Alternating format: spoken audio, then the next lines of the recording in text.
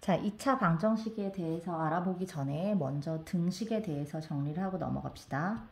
등식이라는 건 등호가 들어가 있는 식을 말하죠. 등호가 들어가 있는 식. 이때 항상 성립하는 등식이 있어요. 항등식. 그런 걸 항상 성립하는 등식이라고 해서 항등식이라고 하는데, 대표적으로 여러분들이 이런 꼴을 생각해 보면 돼요. 여러분들 이걸 전개하면 2x 플러스 2죠? 그럼 이건 이거랑 이 식 자체가 원천적으로 같았던 거잖아. 그죠? 그러니까 x에다 어떤 값을 넣든지 상관이 없이 모양 자체가 똑같은 식이니까 x값과 관련 없이 항상 성립이 되는 등식이겠죠. 등호가. 여러분이 여기에다가 1을 넣든 2를 넣든 3을 넣든 항상 이 꼴이 만족된다는 소리예요. 자, 반면에 특정한 x값에서만, 예를 들어 이런 식으로 특정한 x값에서만 성립하는 등식이 있어요. 그런 걸 우리가 방정식이라고 말하죠. 그럼 방정식은 늘 성립하는 게 아니라 특정한 x값에서만 성립하니까 그 특정한 x값이 굉장히 중요하겠죠. 그래서 우리가 그걸 구해주잖아? 그럼 이 식 같은 경우는, 이 1차 방정식 같은 경우는 x에 얼마를 넣어야 이 식이 만족되지요? 2에다 얼마를 곱하면 6이 되나? 그렇죠.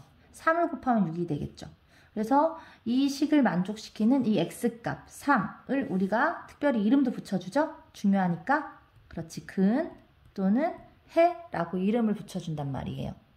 그래서 방정식은 늘 성립하는 등식이 아니라 특정한 x값에서만 성립하는 등식이고, 그 특정한 x값을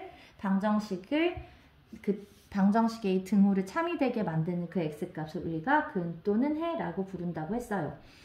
자, 그러면 1차 방정식을 여러분들이 배웠었잖아요.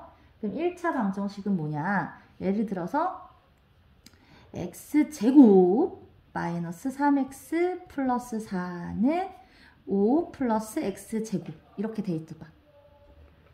그러면 얼핏 보기에는 제곱이 있어서 2차인가 싶지만 양쪽에 똑같이 플러스 x제곱이 있잖아. 그래서 등식의 성질에 의해서 등식의 양변에 같은 걸 빼도 등식이 성립하니까, 아니면 얘가 이항됐다고 생각해도 되고, 그럼 x제곱 있는데 마이너스 x제곱이 되면 플러스 마이너스에 똑같은 게 있으니까 없어지잖아요. 다음 0 되니까. 그렇게 생각해도 되고, 아니면 등호를 기준으로 똑같은 거 있는 걸 없애줬다고 빼줬다고 생각해도 되고. 그럼 어찌됐든 간에 동류항, 문자의 종류와 곱해진 수가 같은 항들을 다 정리하고 남은 결과의 가장 큰 차수. 여기 차수는 x, 여기 오른쪽 상단에 조그맣게 곱해진 수가 차수죠. 자, 우리가 생략한 경우는 어떤 경우죠? 1인 경우. 그러니까 지금 이 식은 x에 관한 1차 방정식이 되겠지. 그죠? x에 관한 1차 방정식. 그래서 일단 이건 1차 방정식이라는 게 보장이 되는 거고, 1차 방정식은 어떻게 해결했죠? 1차 방정식은 한쪽에는 x를 몰고 한쪽에는 상수항을 몰면 돼요. 그럼 이거는 마이너스 3x를 두고 4를 오른쪽으로 옮기자는 거지. 그럼 플러스 4가 오른쪽으로 옮겨지면서, 그렇지, 5 빼기 4로 보이지. 사실은 그런데 이건 양변에서 4를 빼준 거지. 그러면 이건 0이 되니까 안 쓴 거고, 이건 5 빼기 4죠. 근데 마치 여기 있는 4가 옮겨지는 것처럼, 부호를 바꾸면서 옮겨지는 것처럼 보이고, 그걸 우리가 이항한다라고 말을 하죠. 그래서 이렇게 해서 계산을 하면 마이너스 3x는 1이고요. 내가 구하고 싶은 건 x니까 우리가 어떻게 해주면 된다? 양변에서 이 x 앞에 x를 구하겠다는 건 엄밀하게 1x를 구하겠다라는 거잖아. 그러면 마이너스 3을 어떻게 하면 1이 되겠어요? 자기와 똑같은 걸로 나누면 1이 되죠? 분수는. 그래서 한쪽에만 하면 안 되고 양쪽에. 이렇게 하면 결과가 마이너스 3분의 1이니까 마이너스 앞으로 빼서 마이너스 3분의 1이라고 쓸 수 있고, 보통은 이 1을 쓰지는 않죠. 지금 이해를 돕기 위해서 썼지만. 따라서 x는 마이너스 3분의 1이다 라고 하면 돼요. 자, 또 한 가지 경우를 한번 해볼까? 예를 들어 4분의 1x 플러스 3은 7, 이런 거 한번 계산해 볼까요? 이것도 역시 마찬가지로 x를 구하는 거예요. 목표는 x 앞에 1이 남도록, 그렇게 1x만 남도록 다른 걸 다 정리하는 거지. 그러면 4분의 1을 남기고 7 빼기 3이 되겠지. 얘가 이쪽으로 이항된다고 생각을 하든지 마이너스 3을 뺐다고 생각을 하든지 두 가지 경우 어떻게 생각을 하든 7 빼기 3이 되겠죠. 그러면 계산을 하면 4분의 1 x는 4가 돼. 자, 그러면 나는 x가 궁금하니까 양변에 4분의 1은 뭘 어떻게 해줘야 1이 되겠지? 4분의 1에? 그치, 4분의 1은 4를 곱해줘야겠지. 그죠? 그럼 이쪽은 약분이 돼서 1이 될 거고 이쪽은 16이 되네. 이렇게 16. 방정식에서 내가 근을 옳게 구했는지 확인해보는 방법은 굉장히 간단하죠. 이 x가 이 식을 만족시키는지 역으로 대입해서 이퀄이 되는지 확인하면 되잖아. 16 넣어볼까요? 16 넣어봐. 그럼 16과 4가 약분돼서 4가 남고 4랑 3이 더하면 7이니까 맞네. 이퀄 되네. 그러니까 이거 해 옳게 구한 거죠. 이렇게 항상 확인할 수가 있어요. 내가 인수분해가 잘 됐는지 확인해 보려면 그 역과정인 전개를 해보면 되는 거고, 방정식의 해를 옳게 구했는지 확인하고 싶으면 해를 처음 주어진 그 방정식의 x자리에 대입을 해봐서 등호가 만족되는지를 보면 되는 거겠죠. 이해가 되시나요? 네. 그래서 우리가 지금 두 1차 방정식을 복습을 해봤어요. 그러면 지금부터는 2차 방정식을 판별하는 내용에 대해서 공부를 해봅시다. 그럼 2차 방정식의 판별을 어떻게 하는 거냐면, 예를 들어서 이런 식을 봐봐.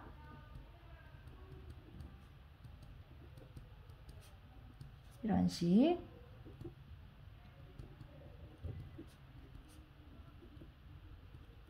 이런 식을 보세요. 그럼 과연 얘가 2차가 될까를 생각해보면 양변에 x제곱이 똑같이 있잖아. 그러면 우리가 얘를 이항시켜서 플러스 마이너스가 뺀다고 생각해도 되고, 아니면 등호를 기준으로 같은 값이 있으니까 똑같이 빼줬다고 생각해도 되고, 어찌됐든 간에 남는 결과가 보면 뭐야? x에 관한 1차 방정식이 남죠? 이건 2차 아니고요. 얘 보세요. 얘는 얼핏 보면 2x 세제곱이 있어서 3차식인가? 라고 생각이 들 수 있지만 양쪽에 또 똑같이 있으니까 이걸 없애주고 나면 남아있는 게 얘는 1차, 얘는 상수항, 얘는 2차항이잖아. 그러면 남아있는 것의 최고차항이 2차 맞으니까 2차 방정식 맞죠. 기본적으로 등식이어야 하고. 자, 이렇게 써있으면 이거 2차 방정식인가요?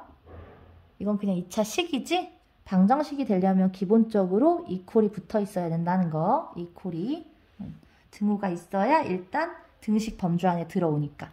등식 범주 안에 방정식이 있는 거죠.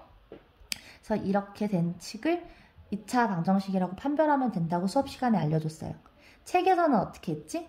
책에서는 한쪽이 0으로 되게 다 이항해서 보라 그랬지. 그럼 얘 이항한다면 x제곱 플러스 3x 마이너스 1 이렇게 해서 책에서는 한쪽으로 다 이항하고 정리했을 때 0 아닌 이쪽이 2차식이 되면 2차 방정식이 된다라고 했지만 언제 이걸 다 넘기고 있겠어요? x에 대한 2차식인지 언제 넘기고 있겠어요? 그죠?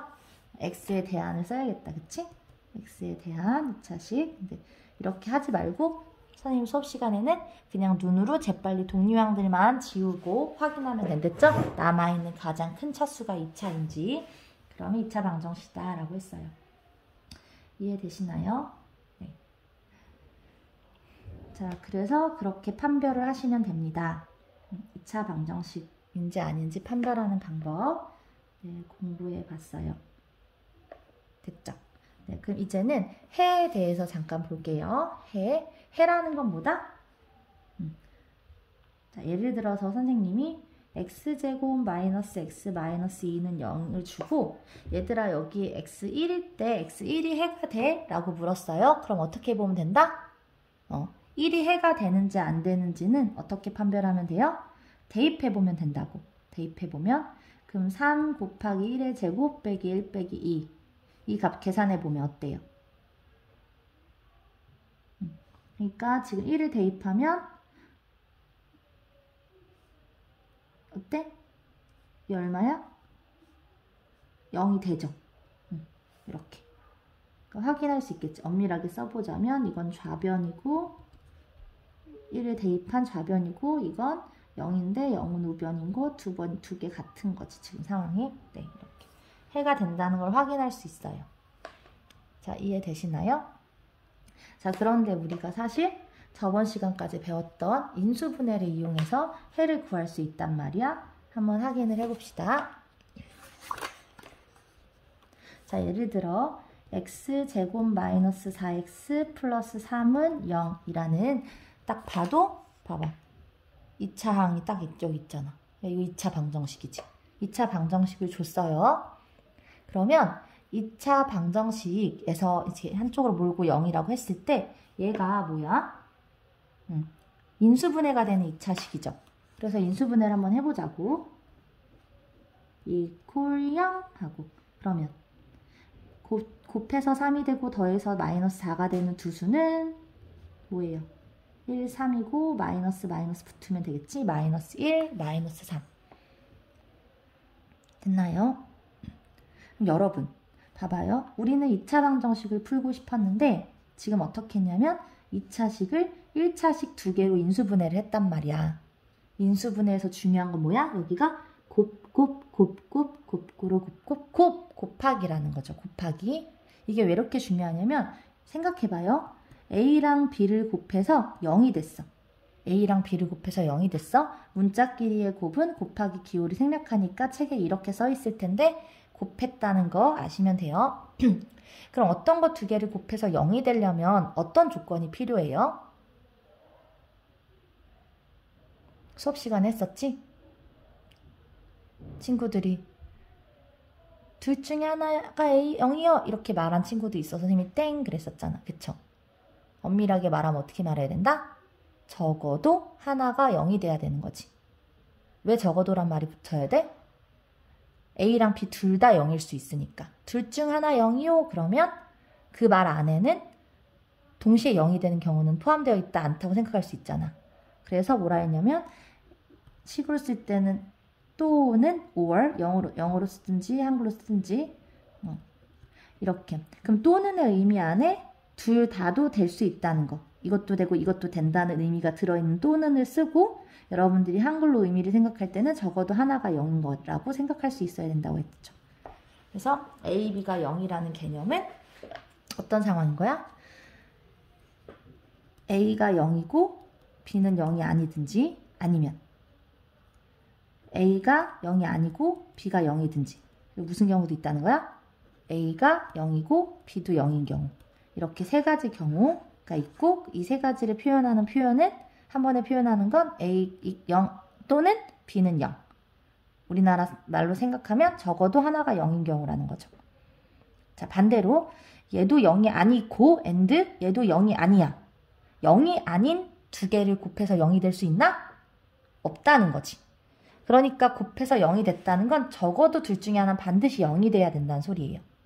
그래서 우리가 2차 방정식에서 이 2차식을 한쪽을 0으로 몰고 한쪽을 0으로 몰고 0, 0, 0, 0, 0, 0, 0, 0, 0으로 몰고 2차식을 1차식 두 개로 인수분해하면 어떤 상황이 되는 거냐면 결국은 얘가 0이 든가 or 얘가 0이 돼야만 이게 0을 만족하겠죠.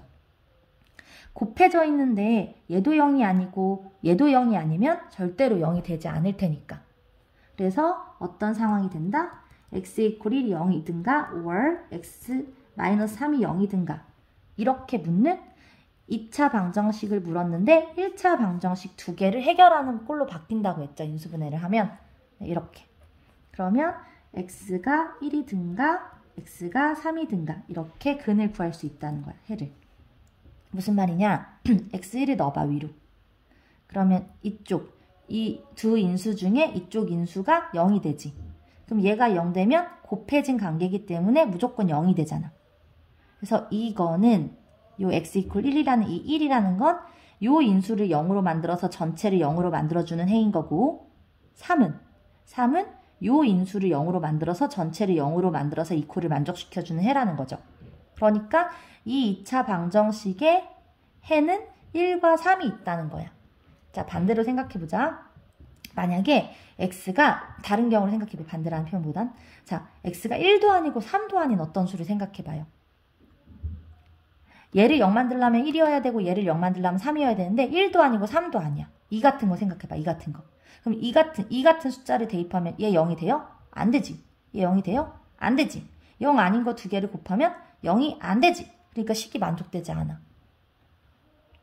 그러니까 1 또는 3 이렇게 고백골로 구한 두 1차 방정식에서 나온 각각의 해 말고 다른 숫자는 절대로 이 원래 식을 0으로 만들 수 없다라는 거야. 그러니까 우리가 은연중에 뭘 알게 돼? 2차 식은 1차 두 개로 인수분해가 되니까, 인수분해가 된다면 1차 두 개로 인수분해가 되니까, 그러면 각각에서 해가 하나씩 나오니까 2차 식은 두 개보다 많이 해를 가질 수는 없겠다라는 걸 알게 되죠. 해를 가지면 두 개까지 갔겠지, 그치? 두 개보다 더 많이는 못 갔겠죠. 그래서 일반적으로 2차 방정식은 해를 두 개 갖는다고 말하면 돼요. 그런데 우리가 이런 경우가 있단 말이야. 예를 들어 x-1, x-1은 0이 되는 어떤 식이야? x제곱 마이너스 2x 플러스 1은 0 같은 방정식이 있다고 생각해봐. 그럼 얘는 인수분해하면 이렇게 되고 이 말은 x-1이 두 번 중복돼 있잖아. 그러면 이거를 풀면 여러분들이 x-1이 0이다 라고 풀고 x는 1. 그 근이 하나 나오지. 그럼 엄밀하게는 이 근은 중복된 근인 거지. 각각 따로 중복된 걸 따로 센다면 두 개인 거지. 여기서 두 번 나오니까. 중복된 근이 한 개 나왔는데 이 한 개가 중복된 근이라는 거지. 그래서 중복되는 걸 만약에 다 따로 센다고 가정하면 2차 방정식의 해는 항상 두 개인 거지. 그치? 두 개보다 많아질 수는 없는 거예요. 그래서 일반적으로 n차 방정식의 해는 n개다, n개 이하다 라는 건 되게 직관적으로 받아들일 수 있는 내용인 거죠. 자, 이해되시나요? 자, 그래서 우리가 선생님이 은연중에 인수분해를 이용해서 2차 방정식을 구하는 풀이를 했는데 여기까지 영상을 한번 끊고 다시 인수분해로 2차 방정식 푸는 걸 정리를 할게요.